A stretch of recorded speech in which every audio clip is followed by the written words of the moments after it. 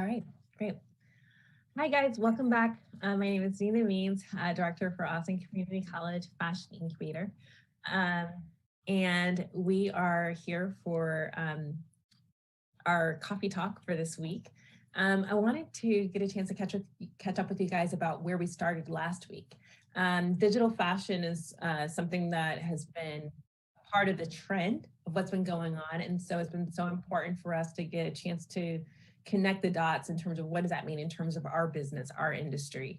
Um, as we're looking at digital fashion and how it's kind of begging a need for, the new workforce, ACC is really committed to workforce development. And so in that, we've been, continually looking at how this space is evolving, what kind of talent is needed.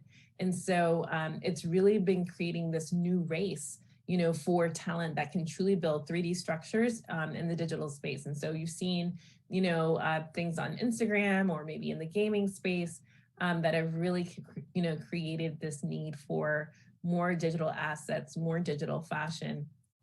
Our foundational partner, Gerber Technology, has invested about $13.1 million worth of equipment, hardware and software at the ACC Fashion Incubator. And we are able to teach AccuMark 2D, AccuMark 3D, and these are basically pattern design software packages that allow us to be able to create digital clothing, digital, collections. And so designers are learning how to manipulate their paper patterns in the digital space. So it's no longer paper, it's been digitized or scanned in or drafted directly into the computer. And then they're now being able to take those digital patterns and sew them, construct them in the 3D virtual space. And so this is a huge deal. Whenever you take the 3D course, we actually have a few people taking that 3D course right now during the semester. They are learning how 3D garments are made, how to render those 3D garments, placing print, color, construction, but they're also learning about avatars and how to adjust them to the products. So imagine you have a customer or your ideal client or your average customer, or maybe it's custom or bespoke. You're able to make those adjustments to your avatars and try that garment on in the computer.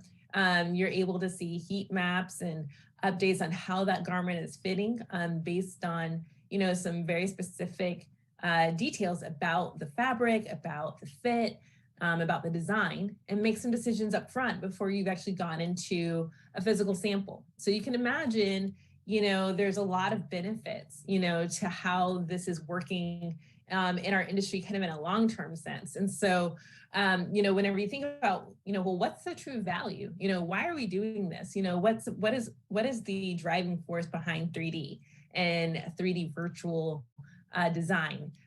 Really what it allows designers to do, and really businesses of all sizes, is that it really allows us to design quickly and test ideas virtually, before cutting our supplies. And so whether you're a small company or a large company, this has huge ramifications for your bottom line. I can't tell you how many companies I've worked for where a lot of that iterative process, testing, do we love this design? Do we not love this design? Did it make it into the collection or not?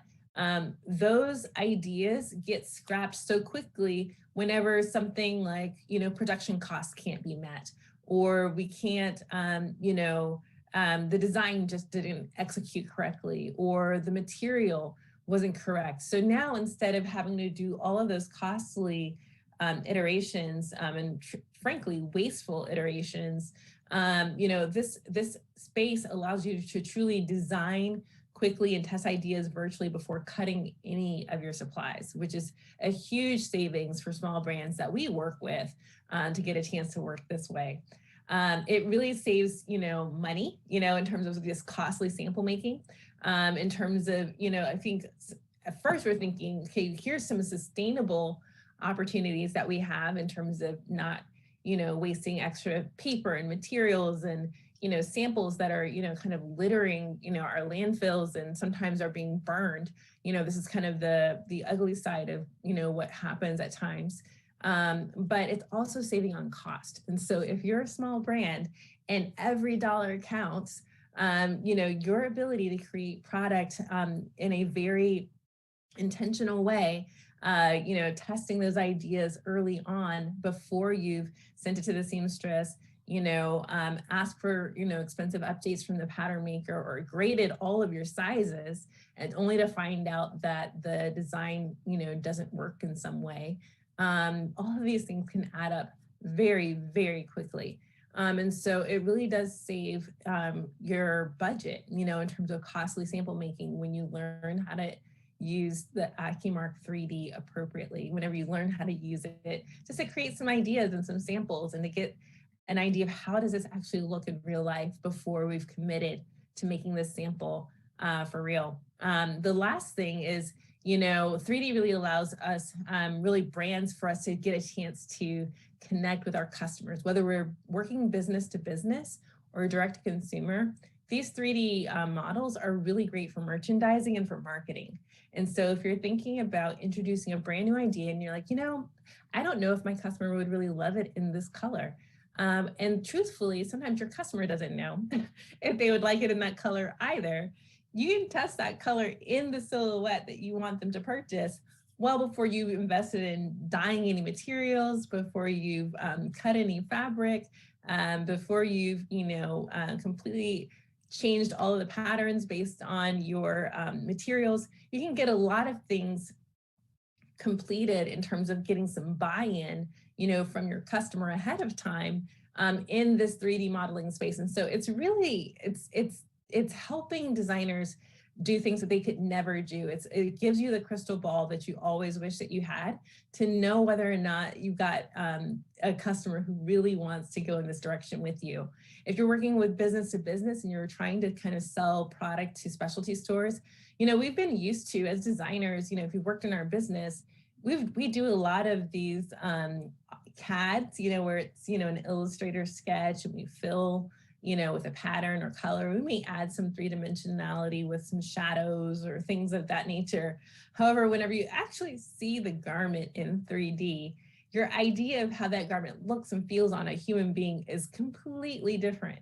And so this is an opportunity for brands to get to really test drive these ideas with merchants, with their direct to consumer, their e-commerce.